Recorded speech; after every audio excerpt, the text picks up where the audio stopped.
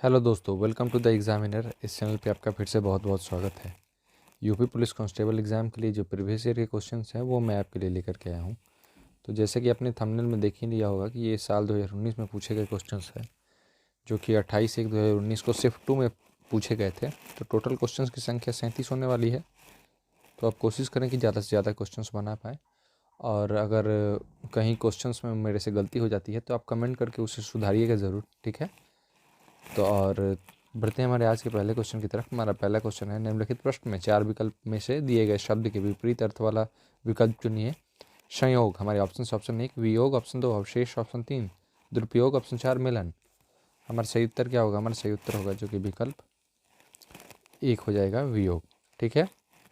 बढ़ते हैं हमारे दूसरे क्वेश्चन की तरफ। हमारा दूसरा क्वेश्चन है, निम्नलिखित प्रश्न में 4 विकल्पों में से उस विकल्प का चयन करें जो सही संधि विच्छेद वाला विकल्प है। उल्लास, तो उल्लास का सही संधि विच्छेद वाला शब्द इसमें कौन सा होगा?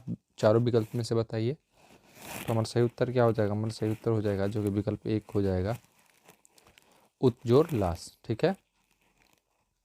बढ़ते हैं हमारे तीसरे क्वेश्चन की तरफ। हमारा तीसरा क्वेश्चन है, निम्नलिखित प्रश्न में 4 विकल्प दिए गए हैं जिनमें से उस विकल्प का चयन करें जो शब्द का सबसे अच्छा विकल्प है। पतन, मेरे ऑप्शन 1 पत्ता, ऑप्शन 2 गिरना, ऑप्शन 3 पुत्र, ऑप्शन 4 घर।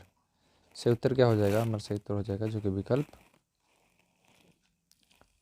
कौन सा हो जाएगा सही? हमारा विकल्प 2 हो जाएगा, गिरना। पतन का मतलब क्या होता है? गिरना, ठीक है। बढ़ते हैं हमारे चौथे क्वेश्चन की तरफ। हमारा चौथा क्वेश्चन है, निम्नलिखित प्रश्न में 4 विकल्पों में से उस विकल्प का चयन करें जो दिए गए शब्द का सही समान अर्थ वाला शब्द है। नाश, हमारे ऑप्शन 1 तबाही, ऑप्शन 2 उत्कर्ष, ऑप्शन 3 उत्थान, ऑप्शन 4 नवीन। नाश का सही समान अर्थ वाला शब्द कौन सा है? विकल्प 1 है, तबाही, ठीक है। बढ़ते हैं हमारे पांचवें क्वेश्चन की तरफ। हमारा पांचवा क्वेश्चन है, निम्नलिखित प्रश्न में 4 विकल्प में से उस विकल्प का चयन करें जो दिए गए पद के उचित अलंकार रूप का सबसे अच्छा विकल्प है। काली घटा का घमंड घटा। हमारे ऑप्शन 1 यमक अलंकार, ऑप्शन 2 अतिशयोक्ति अलंकार, ऑप्शन 3 उत्प्रेक्षा अलंकार, ऑप्शन 4 उपमा अलंकार। कौन सा अलंकार है ये? हमारा सही उत्तर होगा जो कि विकल्प 1 होगा, यमक अलंकार है, ठीक है। बढ़ते हमारे छठे क्वेश्चन की तरफ। हमारा छठा क्वेश्चन है, निम्नलिखित प्रश्न में 4 विकल्पों में से सही विकल्प का चयन करें जो रेखांकित शब्दों के सही अव्यय के भेद हो। दरवाजे के बाहर कोई खड़ा है। हमारे ऑप्शन 1 रेखांकित शब्द कौन सा है? के बाहर है, तो कौन सा अव्यय होगा? हमारे ऑप्शन 1 समुच्चय बोधक अव्यय, ऑप्शन 2 विषमयादि बोधक अव्यय, ऑप्शन 3 संबंध बोधक अव्यय, ऑप्शन 4 निपात। सही उत्तर क्या हो जाएगा? हमारा विकल्प कौन सा? 3 संबंध बोधक अव्यय है, ठीक है। बढ़ते हैं हमारे सातवें क्वेश्चन की तरफ। हमारा सातवां क्वेश्चन है, निम्नलिखित प्रश्न में 4 विकल्प में से उस सही विकल्प का चयन करें जो अशुद्ध वाक्य के शुद्ध रूप का सबसे अच्छा विकल्प है। मैंने गांव जाना है, इसका शुद्ध विकल्प कौन सा होगा? हमारे ऑप्शन 1 मैं गांव जाना है, ऑप्शन 2 मुझे गांव जाना है, ऑप्शन 3 मेरे को गांव जाना है, ऑप्शन 4 मेरे को गांव जाना है।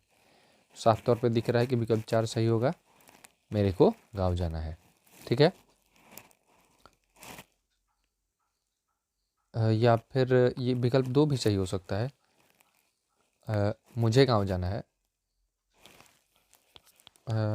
आपको क्या लगता है? कमेंट करके आप ज़रूर बताइएगा। ऐसे मुझे लगता है कि विकल्प 2 सही होगा, मुझे गांव जाना है, ठीक है। विकल्प 4 गलत होगा, विकल्प 2 सही होगा, मुझे गांव जाना है, ठीक है।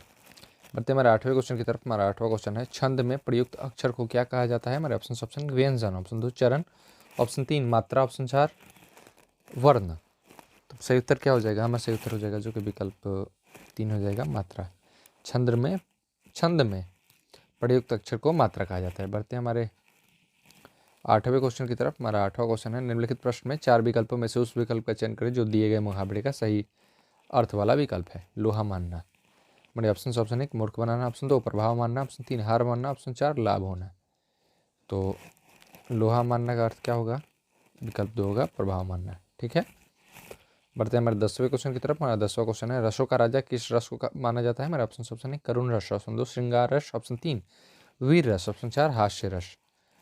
तो कौन सा सही उत्तर होगा? विकल्प 2 सही होगा, श्रृंगार रस, ठीक है। बढ़ते हमारे 11वें क्वेश्चन की तरफ। हमारे 11वां क्वेश्चन, निम्नलिखित प्रश्न में 4 विकल्पों में से उस सही विकल्प का चयन करें जो निर्देशानुसार वाक्य परिवर्तन वाला सही विकल्प है। आप इस किताब को पढ़े हैं?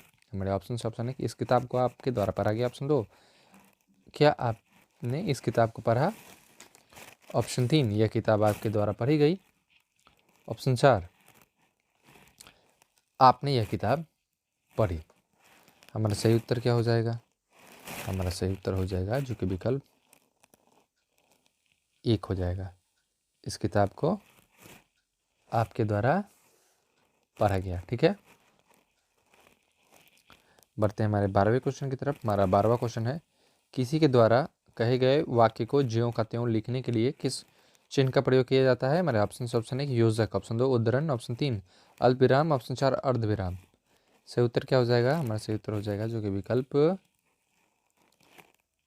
कौन सा? 2 हो जाएगा, उद्धरण। ठीक है,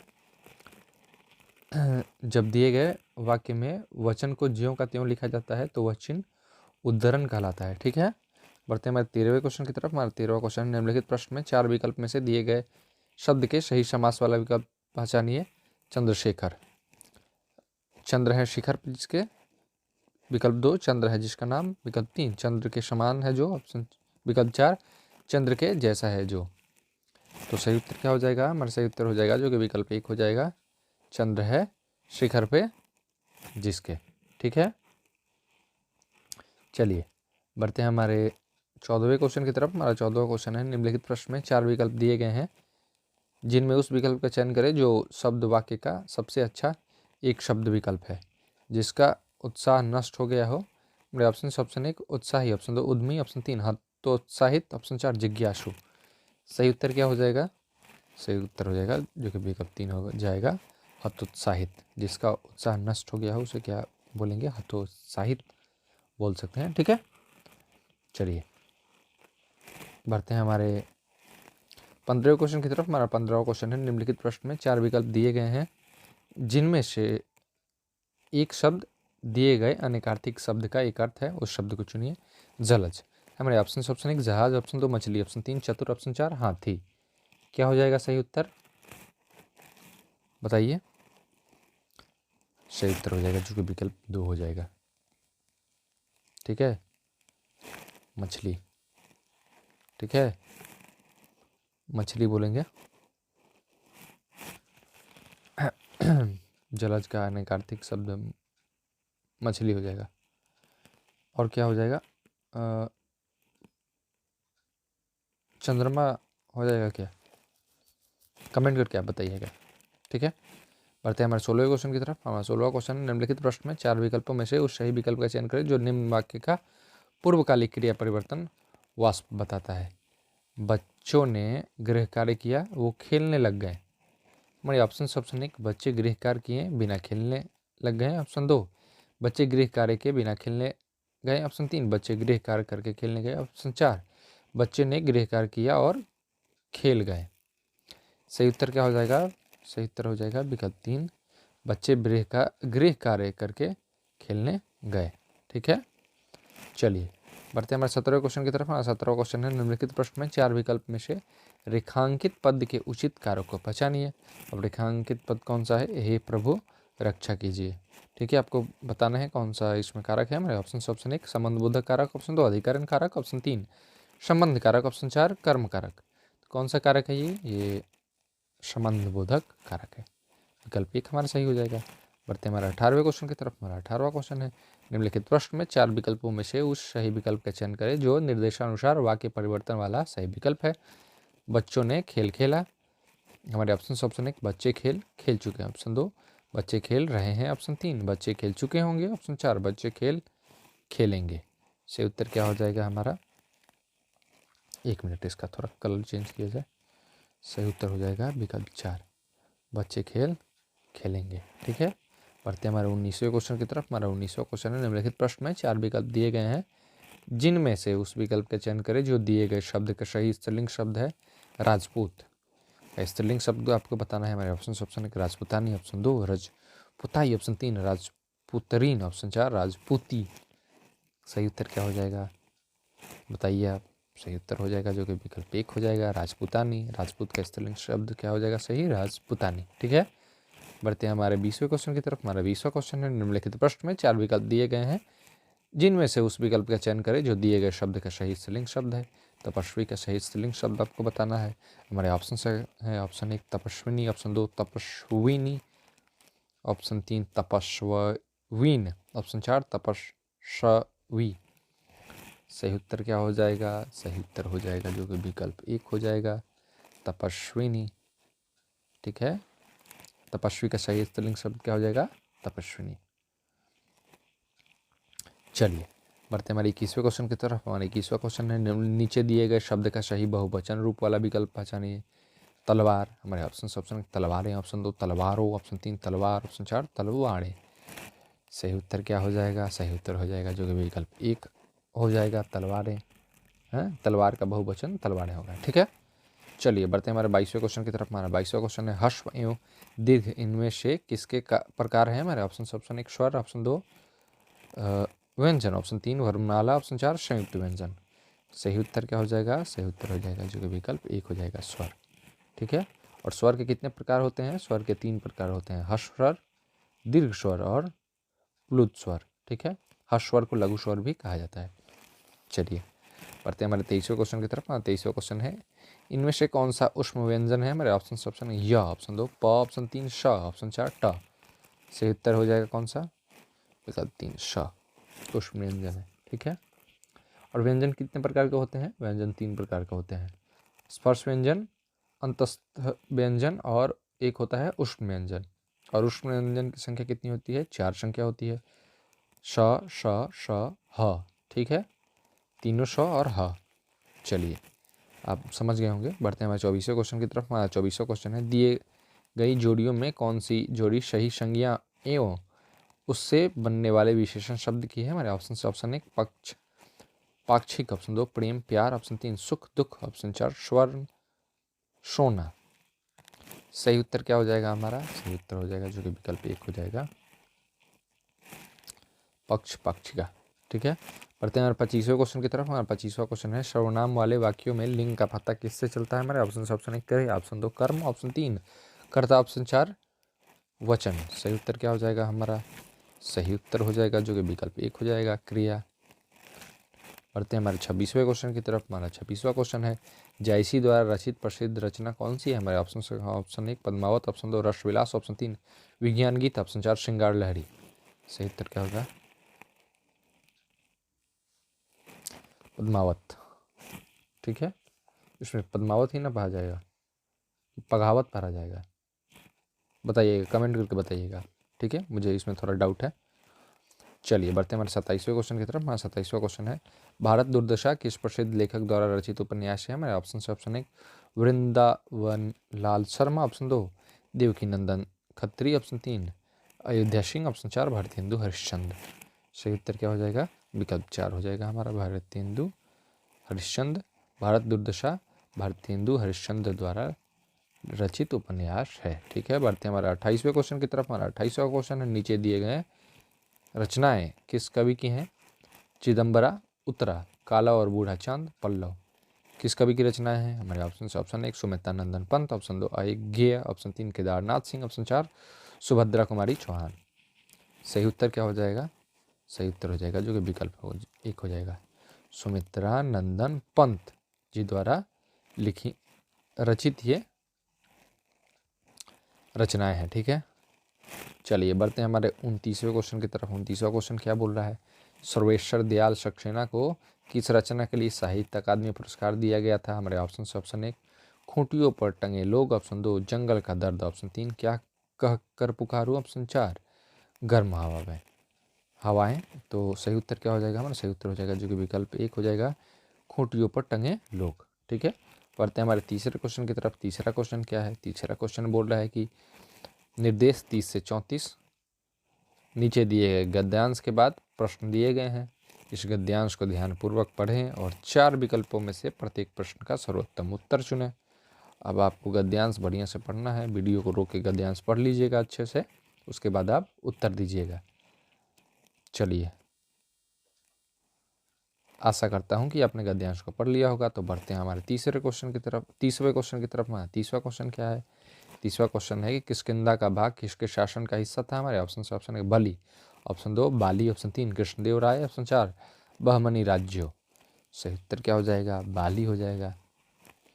किष्किंधा का भाग बाली के शासन का हिस्सा था। ठीक है, बढ़ते हैं हमारे 31वें क्वेश्चन की तरफ। हमारा 31वां क्वेश्चन है, किसने हम्पी को स्वप्नों की नगरी कहा था? हमारे ऑप्शन से ऑप्शन 1 ब्रिटिश इतिहासकार डोमिंग पेश, ऑप्शन 2 पुर्तगाली इतिहासकार डोमिंग पेश, ऑप्शन 3 बानर साम्राज्य के शासकों ने, ऑप्शन 4 पौराणिक पात्रों ने।